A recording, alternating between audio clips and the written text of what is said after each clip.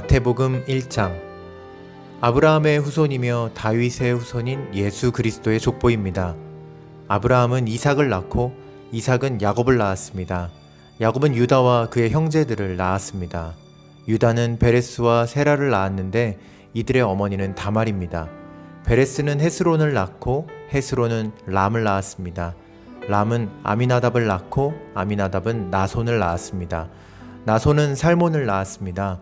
살몬은 보아스를 낳았는데 보아스의 어머니는 라합입니다. 보아스는 오벳을 낳았는데 오벳의 어머니는 룻입니다. 오벳은 이새를 낳았습니다. 이새는 다윗을 낳고 다윗은 솔로몬을 낳았습니다. 솔로몬의 어머니는 우리아의 아내 밧세바였습니다. 솔로몬은 르호보암을 낳고 르호보암은 아비야를 낳았습니다. 아비야는 아사를 낳았습니다. 아사는 여호사밧을 낳고 여호사밧은 요람을 낳았습니다. 요람은 우시야를 낳았습니다. 우시야는 요담을 낳고 요담은 아하스를 낳았습니다. 아하스는 히스기야를 낳았습니다. 히스기야는 므낫세를 낳고 므낫세는 아몬을 낳았습니다. 아몬은 요시야를 낳았습니다. 요시야는 여고냐와 그 형제들을 낳았는데 이때는 백성들이 바빌론으로 끌려갈 무렵이었습니다. 백성들이 바빌론의 포로로 끌려간 후에 여고냐는 스알디엘을 낳고 스알디엘은 스룹바벨을 낳았습니다. 스룹바벨은 아비훗을 낳고 아비훗은 엘리야김을 낳았습니다. 엘리야김은 아소르를 낳았습니다. 아소르는 사독을 낳고 사독은 아킴을 낳았습니다. 아킴은 엘리훗을 낳았습니다. 엘리훗은 엘르아살을 낳고 엘르아살은 맏단을 낳았습니다. 맏단은 야곱을 낳았습니다. 야곱은 마리아의 남편이 되는 요셉을 낳았습니다. 그리스도라고 하는 예수님은 마리아에게서 태어났습니다. 그래서 아브라함부터 다윗까지 14대이고 다윗부터 바빌론으로 끌려간 때까지 14대입니다. 그리고 바빌론으로 끌려간 때부터 그리스도가 태어난 때까지 14대입니다. 예수 그리스도는 이렇게 태어나셨습니다. 예수님의 어머니인 마리아는 요셉과 약혼을 했는데 두 사람이 결혼도 하기 전에 성령에 의해서 마리아가 임신하게 된 사실이 밝혀졌습니다. 마리아의 남편 요셉은 의로운 사람이었습니다. 그는 마리아를 창피하게 만들고 싶지 않아서 조용히 파혼하려고 하였습니다. 요셉이 이 일을 생각하고 있을 때 꿈에 주의 천사가 나타났습니다. 천사는 요셉에게 이렇게 말했습니다. 다윗의 자손 요셉아, 마리아를 아내로 삼는 것을 두려워하지 마라. 마리아가 아기를 가진 것은 성령께서 하신 일이다. 마리아가 아들을 낳을 것인데 이름을 예수라고 하여라. 그가 자기의 백성을 죄에서 구원해 낼 것이다. 이렇게 하여 주께서 예언자를 통해서 예언하신 말씀이 이루어졌습니다. 보라, 처녀가 임신하여 아들을 낳을 것이며 사람들이 그의 이름을 임마누엘이라고 부를 것이다. 임마누엘은 우리와 함께 계시는 하나님이라는 뜻입니다. 요셉은 잠에서 깬 후 주의 천사가 명령한 대로 했습니다. 요셉은 마리아와 결혼하였습니다. 그러나 마리아가 아들을 낳을 때까지 요셉은 잠자리를 같이 하지 않았습니다. 그리고 아들을 낳자 이름을 예수라고 불렀습니다. 마태복음 2장.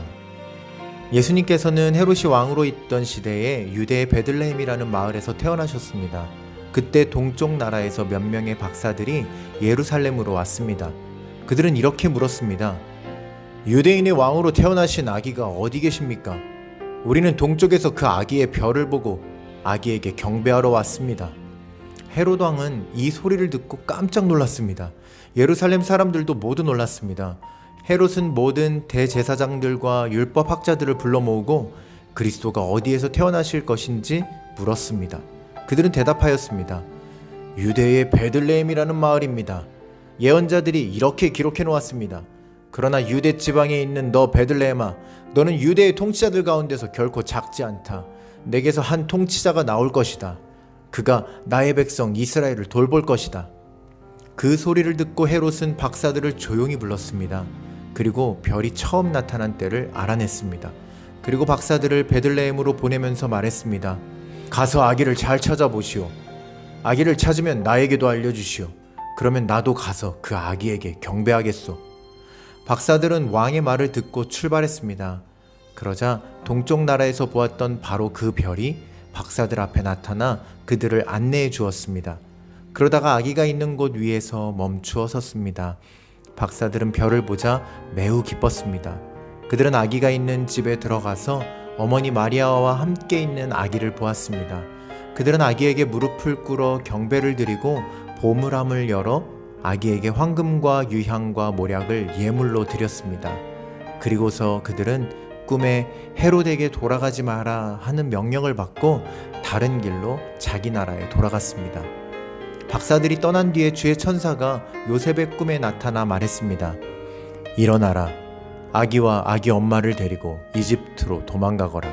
헤롯이 아기를 죽이려고 하니 내가 지시할 때까지 이집트에 머물러 있어라. 그래서 요셉은 한밤중에 일어나 아기와 아기 엄마를 데리고 이집트로 떠났습니다. 요셉은 헤롯이 죽을 때까지 이집트에 있었습니다. 이것은 주께서 예언자를 통하여 하신 말씀을 이루신 것입니다. 내가 나의 아들을 이집트에서 불러내었다. 헤롯은 박사들에게 속은 것을 알고 매우 화가 났습니다. 그래서 사람을 보내어 베들레헴과 그 주변에 있는 2살 아래의 모든 산의 아이들을 죽였습니다. 이것은 그가 박사들로부터 알아낸 때를 기준으로 한 것입니다. 그래서 하나님께서 예언자 예레미야를 통해 말씀하신 것이 이루어졌습니다. 라마에서 소리가 들려왔다. 슬피 울며 통곡하는 소리다. 라헬이 자기 아이들을 위해 우는데 자식이 없으므로 위로받으려 하지 않는다. 헤롯이 죽자 주의 천사가 이집트에 있는 요셉의 꿈속에 나타났습니다. 일어나라. 아기와 아기 엄마를 데리고 이스라엘 땅으로 돌아가거라. 아기의 목숨을 노리던 사람들이 죽었다. 그래서 요셉은 아기와 아기 엄마를 데리고 이스라엘 땅으로 갔습니다. 그러나 아켈라오가 아버지 헤롯의 뒤를 이어 유대의 왕이 되었다는 소식을 듣고 요셉은 그곳으로 가는 것을 두려워했습니다. 꿈에서 지시를 받고 나서 요셉은 갈릴리 지방으로 갔습니다. 그는 나사렛이라는 마을로 가서 거기서 살았습니다. 그래서 예언자를 통해서 그는 나사렛 사람이라 불릴 것이다 라고 말씀하신 것이 이루어졌습니다. 아멘.